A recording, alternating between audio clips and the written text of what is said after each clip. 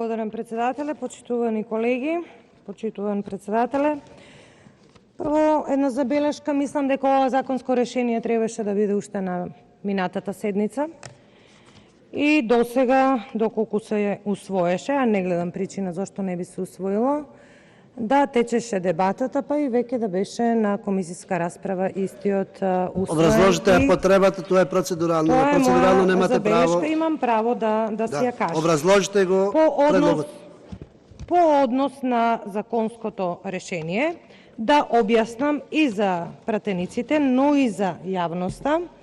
Ова законско решение го поднесуваме од причини што преголемата медиумска застапеност и негативно образложение во јавноста дека пратениците на ВМРО-ДПМНЕ се против покачувањето на платите за наставниците е апсолутно неточно и законското решение кое што е постоечко во собраниска процедура од страна на владата и парламентарното мнозинство е многу лошо законско решение. Ова го констатираме сите ние, а и со поединечните средби кои што ги имаме со синдикатите, дека тоа решение законско не е во ред и не е добро. Зошто?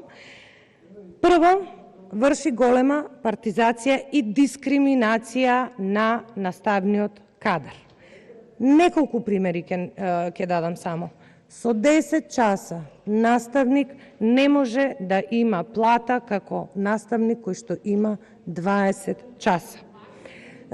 Се зголемува општиот ризик за продуцирање на технолошки вишок заради барањето трансформација да се врши сега и веднаш. Си има закон во кој што се знае како се врши трансформација.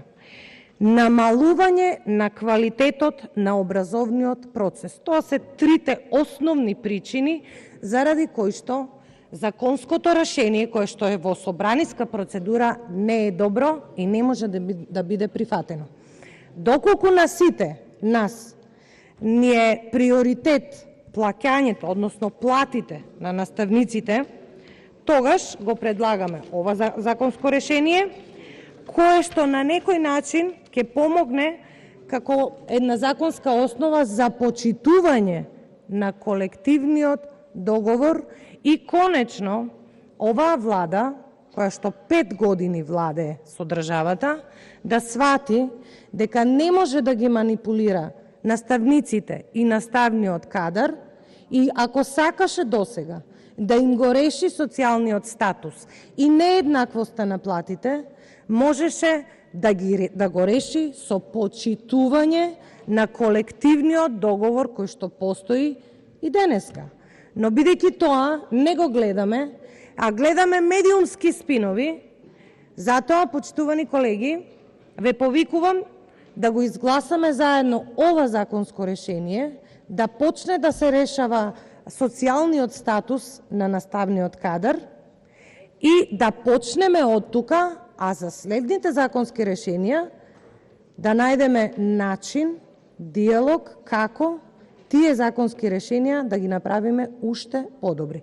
Ве повикувам сите да изгласаме потребата на ова законско решение, а во текот на дискусиите може и амандмански да се интервенира. Но да почнеме од тука.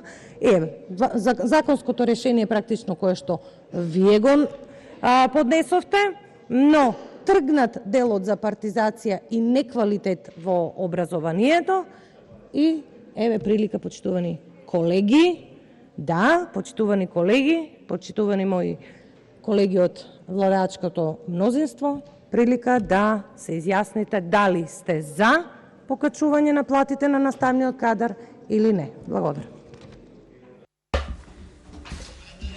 Благодарам и вам.